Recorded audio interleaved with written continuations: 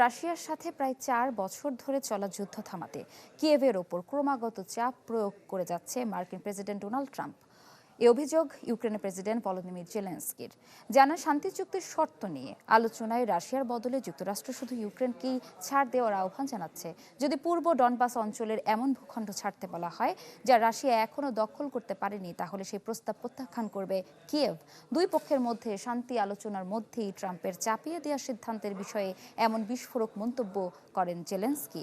মঙ্গলবার সুইজারল্যান্ডের জেনেভায় তৃতীয়বারের মতো হয় রাশিয়া, ইউক্রেন ও যুক্তরাষ্ট্রের ত্রিপাক্ষিক আলোচনা। তবে এতে তেমন অগ্রগতি হয়নি। যেসব ভূখণ্ড ছাড়ের বিনিময়ে যুদ্ধবন্ধের শর্ত দেওয়া হচ্ছে তাতে সম্মতি জানায়নি ইউক্রেন। একদিকে চলছে শান্তি আলোচনা, অন্যদিকে প্রতিদিনই ইউক্রেনে হামলা চালিয়ে যাচ্ছে রাশিয়া।